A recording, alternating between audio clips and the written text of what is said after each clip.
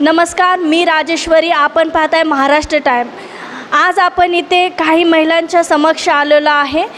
एक काळ असा होता की समाजामध्ये महिलांना दुय्यम स्थान दिलं जायचं.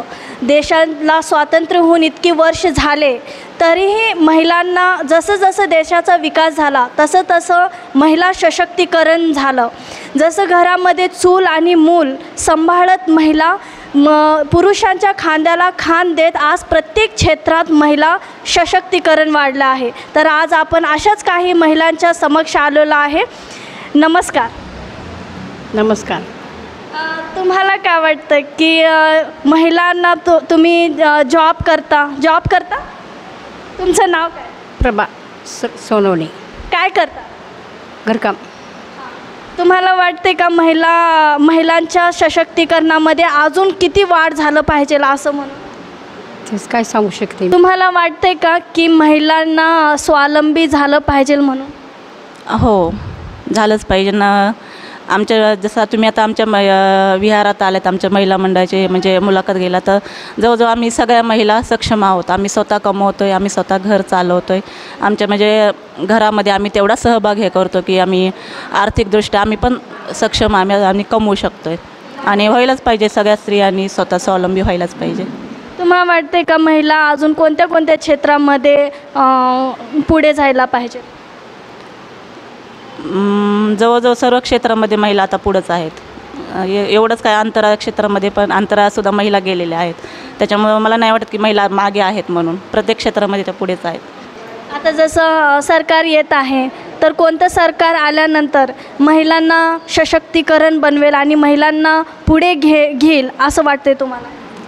आता तुम्हाला सांगते मॅडम, आता सध्याचं सरकार जे आता 10 वर्षापूर्वी आलेलं आहे त्या सरकारने इतकी महागाई केलेली आहे तर गरिबाला अन्न भेटायचं महागाई. त्यांना घरं नाही, दारं नाहीत. तुम्हाला सांगते इतकं महाग केले. आमचं सिलेंडर गॅस 1200ला होता, आता सध्या 1000ला आहे. आता इलेक्शन यायचे म्हणून ते 800ला केलं आहे. तर हे मोदी सरकार आल्यापासून इतके येणाऱ्या सरकाराकडून काय काय अपेक्षा आहेत असं?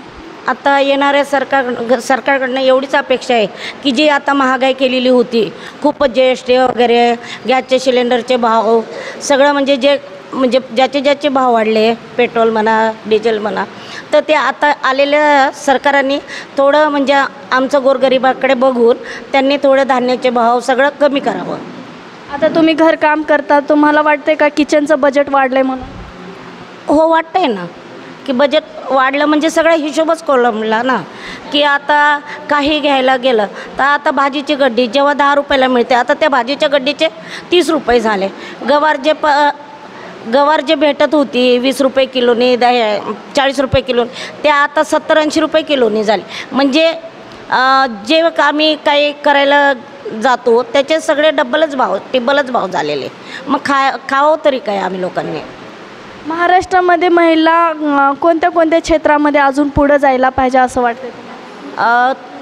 आता आपल्या महिला तर काही हे नाही, म्हणजे कशात कमी नाही, पण त्यांना शिकून चांगल्या मोठ्या मोठ्या हुद्द्यावर जावं आणि महिलांची सत्ता यावी आणि महागाई जे आता वाढते आहे ते कमी करावी असं मला तरी वाटतं. म्हणजे मुख्यमंत्री म्हणून महिलांना पाहण्याची इच्छा आहे. आता राष्ट्रपती तर महिला आहे, तसेच मुख्यमंत्री, पंतप्रधान होण्याची महिलांनी व्हावं असं मला वाटते. तुम्हाला वाटते का की महाराष्ट्रामध्ये महिला सुरक्षित आहेत का? नाही, महाराष्ट्रामध्ये महिला सुरक्षित नाही. कारण म्हणजे कसं, आता आजकाल शाळेचे प्रमाण खूप वाढलेले आहे आणि आता खैररांजीचं प्रकरण ते किती गाजलेलं होतं. जिकडे तिकडे आहे, पण ज्यांनी आवाज उठवला त्याच्यावरच दबाव टाकला जातो आणि ज्यांनी आवाज उठवला नाही त्यांचं प्रकरण दाबलं जातं. पण खरंच आहे, महिला कशातही सुरक्षित नाही आहे. वाटते का की आता घरकाम करता, किचनचं बजेट वाढलं आहे असं वाटतंय? वाटतंय ना, वाढलेच. येणाऱ्या सरकारकडून काय काय अपेक्षा आहेत? येणाऱ्या सरकारकडून असं अपेक्षा आहे की इतकी महागाई केली, गरीब लोकांनी काय करायचं? कुणाच्या घरामध्ये कोणी कमावणार नाही. एक महिला कमवतील, 10 जण बसून खाणार, त्या महिलाने काय करायचं? एखाद्याला नवरा नसतो, एखाद्याला मुलं बाळ नसतात, तिने काय करायचं? ते काय करणार? मग ते सरकारने करायला पाहिजे ना तशी व्यवस्था. एखाद्याला कोणीच नाही आहे त्यांनी त्याच्यासाठी बी केलं पाहिजे सरकारने, अशी माझी इच्छा आहे. एवढंच बोल. येणाऱ्या सरकारकडून काय काय अपेक्षा ठेवणार? येणाऱ्या सरकाराकडून हीच अपेक्षा आहे की व्यवस्थित हे काम करावा आणि जे बी काय गोरगरिबा हे लक्ष द्यावा. मुलं लोकांचे मुलं झोपडपट्ट्याने ह्याने असे जर असले तर मुलं वाया चाललेत, त्याच्याकडे लक्ष द्यावा नक्कीच. म्हणजे तुम्हाला म्हणायचं बेरोजगारी वाढली? बेरोजगारी वाढली, दारूचे धंदे, गांजे, सिगरेटी एवढं माहोल सगळा बिघडला की छोटे छोटे मुलं खूप बिघडलेत. हे लक्ष कुणाचं आहे, हे कुठून येतं आहे?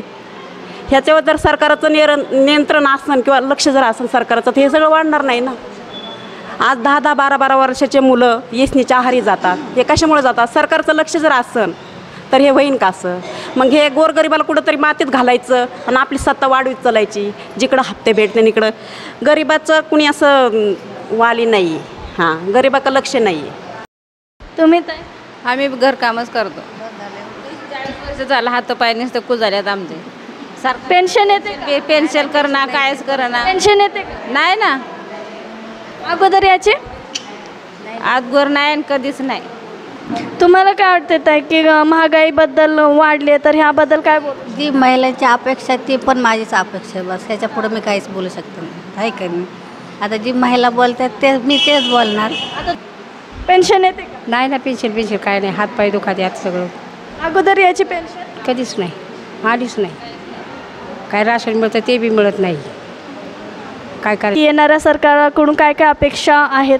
हां, अपेक्षा वाटते कारण की नाही का फी खूप आहे ना, इंग्लिश मिडियममध्ये शिकतात तर फी कमी झाली पाहिजे आणि पोरींना पुढे नाही का सवलती पण पाहिजे नाही का. CA साठी पैसा पण खूप लागतो ना, त्यासाठी कमी पैसा काय होईल का तुमच्याकडून ते तेवढं जमून दिला तर चांगलं होईल.